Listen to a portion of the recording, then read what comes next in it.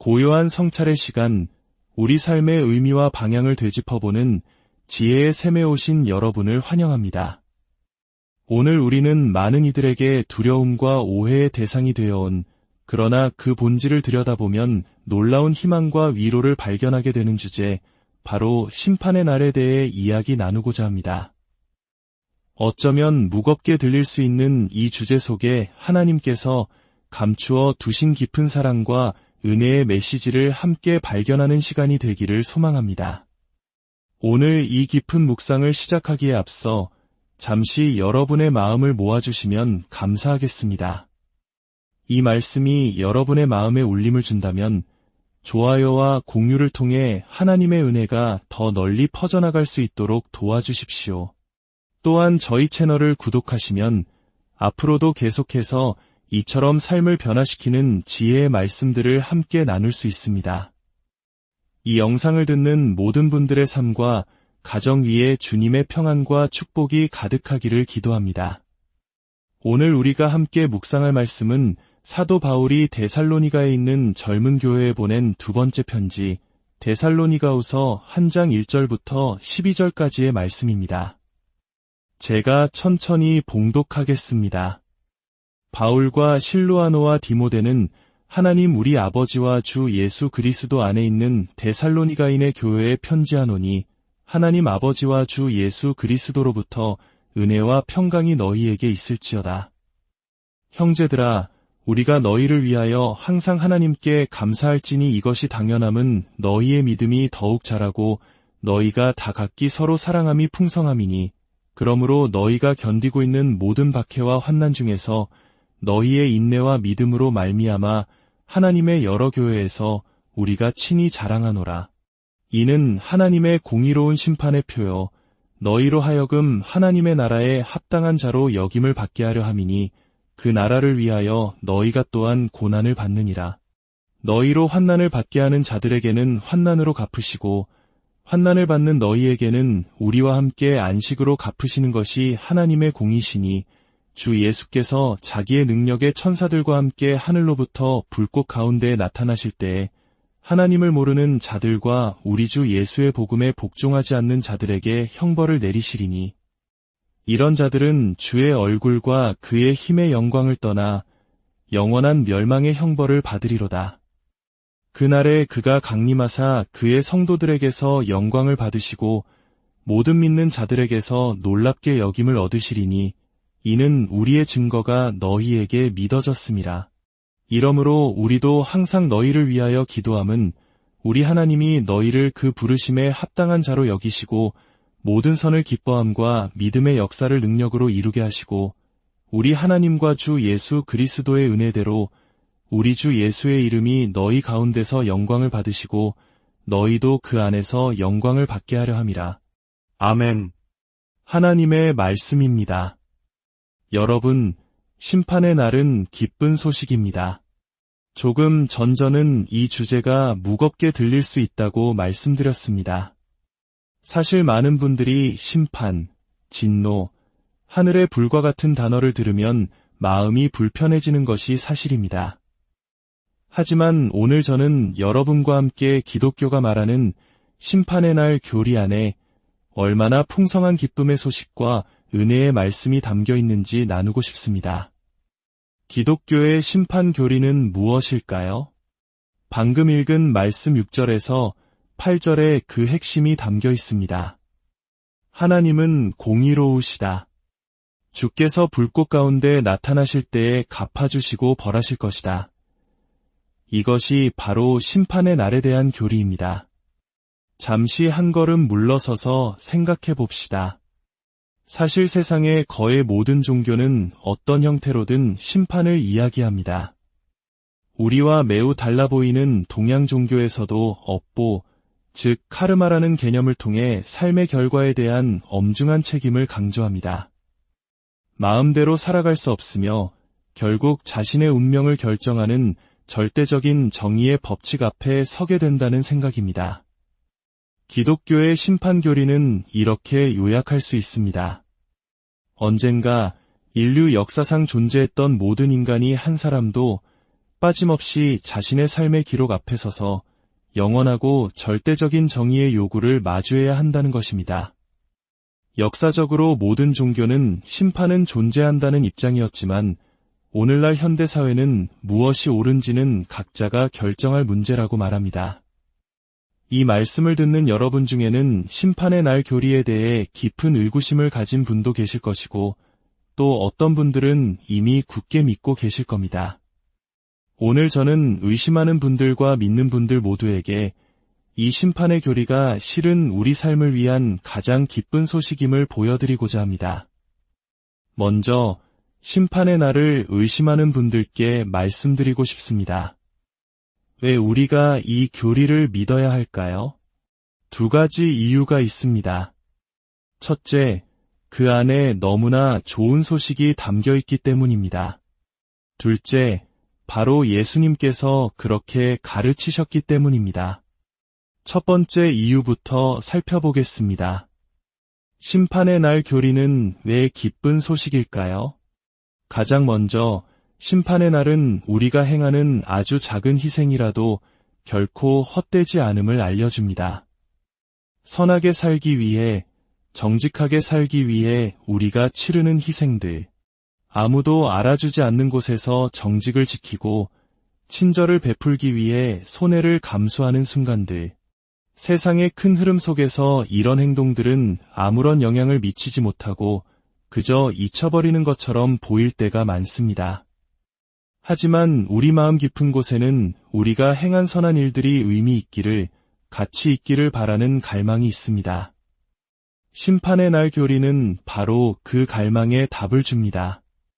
당신의 모든 선한 행위는 영원히 기억됩니다. 결코 잊혀지지 않습니다. 뮤지컬 레미제라블을 기억하십니까? 혁명을 위해 바리케이드에서 목숨을 바치기로 결심한 젊은 학생들이 죽음을 앞두고 비장한 노래를 부릅니다. 그들은 묻습니다.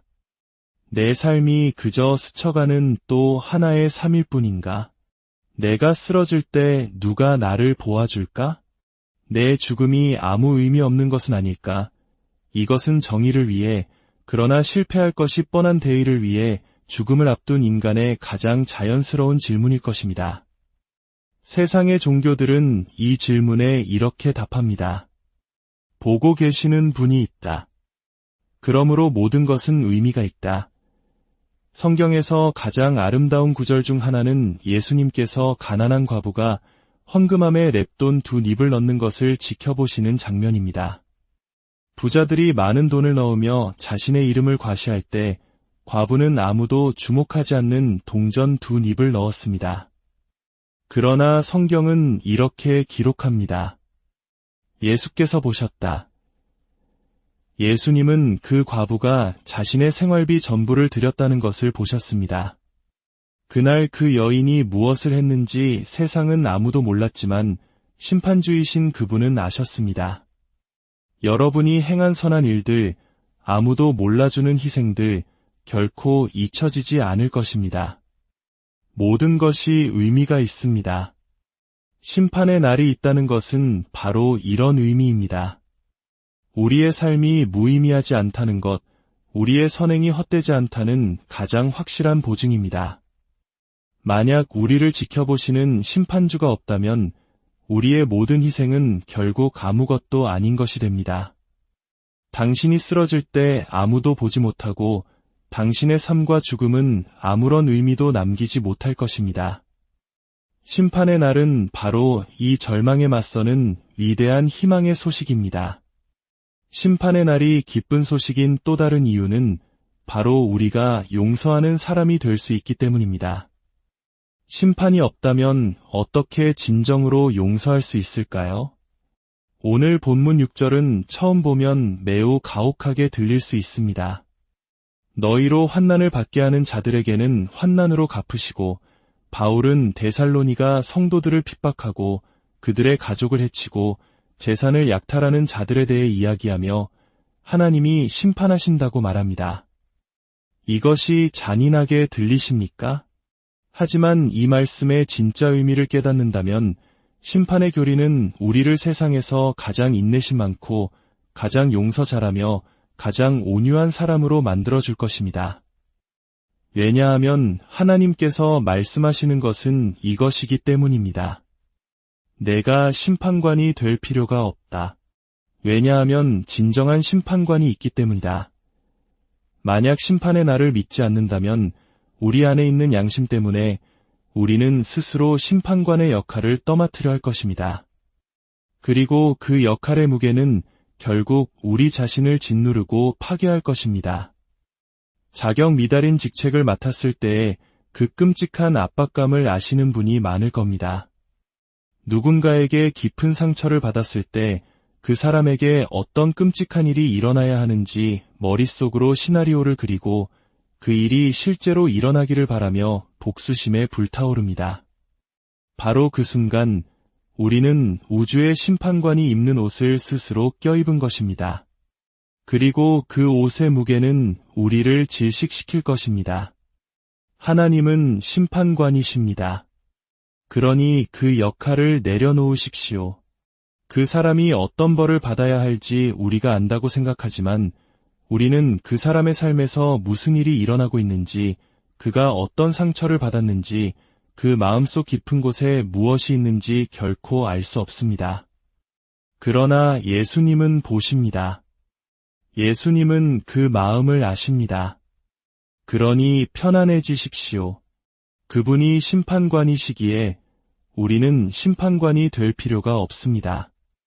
우리는 용서하는 자가 될 수 있습니다. 이것이 심판의 날이 주는 놀라운 자유이며 기쁜 소식입니다. 이제 심판의 날을 이미 믿고 계신 분들께 말씀드리고 싶습니다. 이 교리를 어떻게 우리 삶에 실천할 수 있을까요? 지금까지 저는 세상의 모든 종교가 심판을 이야기한다고 말했지만 기독교의 심판 교리에는 매우 독특하고 구별되는 점이 있습니다. 그리고 이 차이점을 이해할 때 오늘을 살아가는 우리의 삶에 엄청난 변화가 일어날 것입니다. 기독교적 심판의 독특성, 첫째는 형벌의 본질입니다. 9절을 보십시오. 이런 자들은 주의 얼굴과 그의 힘의 영광을 떠나 영원한 멸망의 형벌을 받으리로다. 영원한 멸망. 듣기만 해도 몸서리 쳐지는 말입니다. 그런데 그 멸망이란 무엇일까요? 성경은 그것이 바로 주의 얼굴을 떠나는 것이라고 정의합니다. 이것이 매우 중요합니다. 하나님이 사람들에게 불벼락을 내리시거나 고문을 가하시는 것이 아닙니다. 하나님이 하시는 일은 단지 그분의 임재를 거두시는 것뿐입니다. 하지만 그것이 바로 궁극적인 형벌입니다. 이는 역설적으로 하나님의 임재, 하나님의 얼굴이 바로 모든 사랑과 아름다움, 기쁨의 근원이라는 것을 말해줍니다.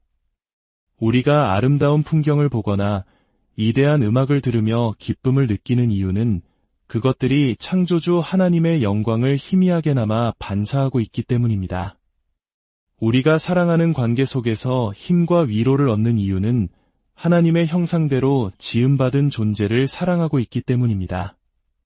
우리는 지금 이 순간에도 하나님을 찾고 있든 혹은 그분에게서 도망치고 있든 그분의 임재로부터 흘러나오는 은혜로 살아가고 있습니다. 마치 태양을 직접 쬐고 있는 들판의 사람이나 태양을 보지 못하는 깊은 동굴 속의 사람이나 모두 태양의 에너지로 살아가듯이 말입니다.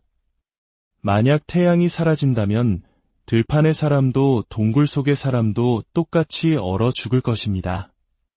심판이란 바로 그 태양이신 하나님의 임재가 완전히 거두어지는 것입니다.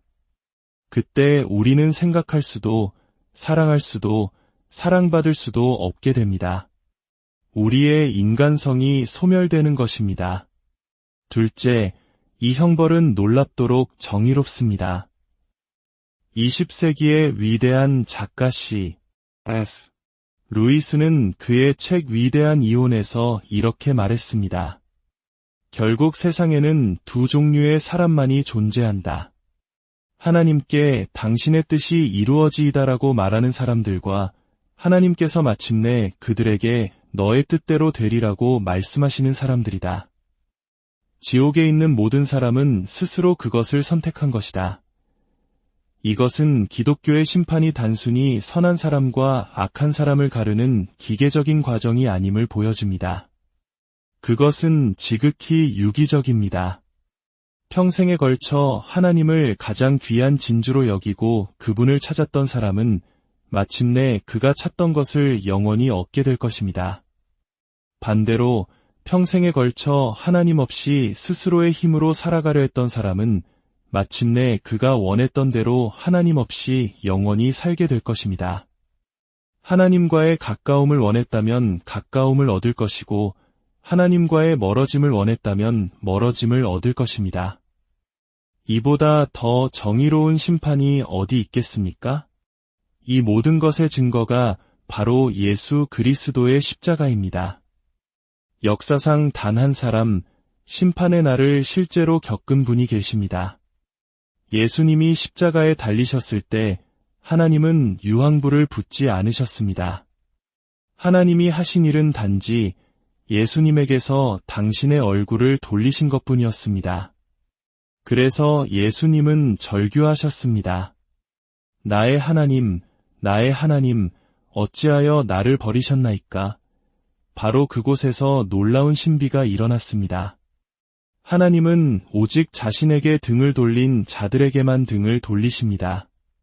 그러나 역사상 단 한 번 하나님을 온전히 마주했던 한 사람이 하나님의 등을 보게 되었습니다. 다른 모든 이들은 하나님을 등지고 자신의 길을 갔지만 예수님은 우리를 대신하여 하나님을 향했고 그 결과 하나님의 버림받음을 경험하셨습니다. 그분의 지옥은 다른 어떤 이의 지옥보다 깊었습니다. 그렇기 때문에 그분의 희생은 우리 모두의 죄를 덮고도 남는 것입니다. 그렇다면 이 심판의 날에 누가 살아남을까요? 그날에 어떤 일이 일어날까요? 10절과 12절이 그 답을 줍니다. 그날에 그가 강림하사 그의 성도들에게서 영광을 받으시고 우리 주 예수의 이름이 너희 가운데서 영광을 받으시고 너희도 그 안에서 영광을 받게 하려 함이라. 여기서 놀라운 표현은 예수님께서 우리 안에서 영광을 받으신다는 것입니다. 우리 앞에서가 아닙니다. 우리가 그분의 영광을 그저 구경하는 것이 아니라 우리가 그분의 영광으로 빛나게 된다는 뜻입니다.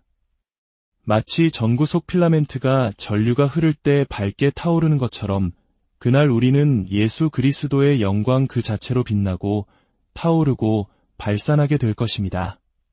그분의 지혜, 그분의 아름다움, 그분의 사랑, 그분의 겸손이 우리를 통해 나타날 것입니다.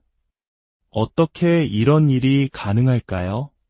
성경은 우리가 그분을 놀랍게 여기기 때문이라고 말합니다. 바로 이 경탄이 우리를 변화시키는 동력입니다. 심판의 날, 우리는 건축자들이 버린 도리 모퉁이의 머릿돌이 되신 그 놀라운 광경을 보게 될 것입니다. 우리를 심판하셔야 했던 분이 우리 대신 심판을 받으신 그 십자가의 사랑 앞에 서게 될 것입니다.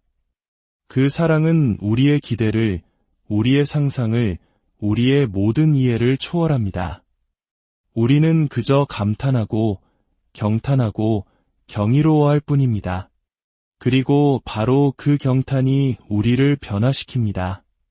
심판의 날 교리를 믿지 않는다면 하나님이 우리를 사랑하기 위해 어떤 대가를 치르셨는지 결코 알 수 없습니다. 하나님의 사랑은 그저 추상적인 개념으로 남을 것입니다. 그것은 우리를 놀라게 하지도 감격시키지도 변화시키지도 못할 것입니다. 이 놀라운 변화는 먼 미래의 일만이 아닙니다.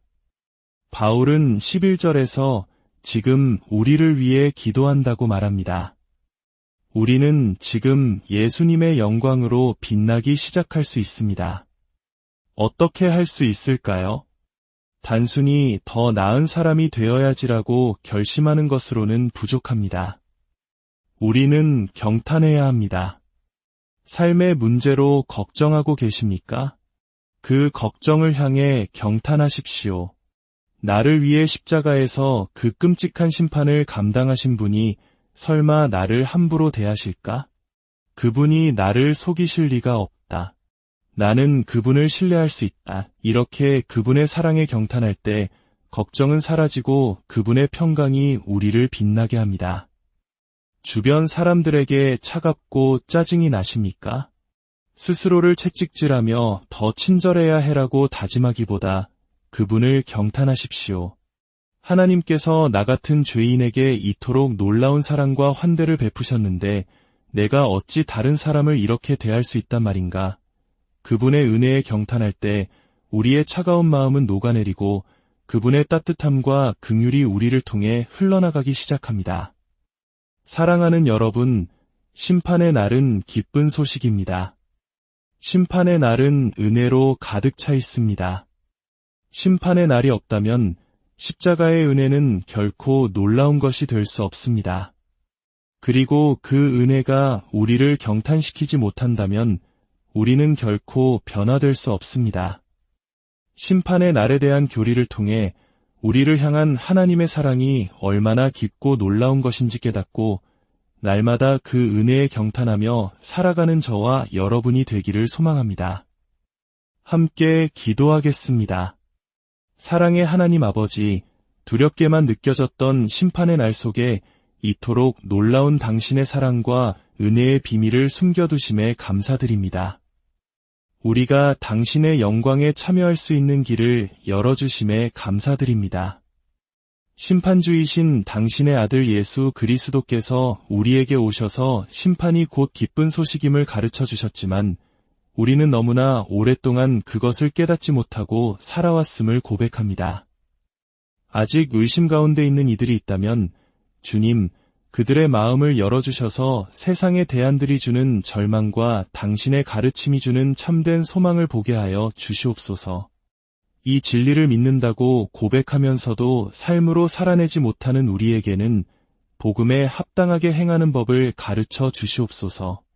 우리를 위해 심판의 폭풍을 온몸으로 맞으신 그분을 날마다 경탄하며 그 경탄을 통해 변화되는 삶을 살게 하여 주시옵소서.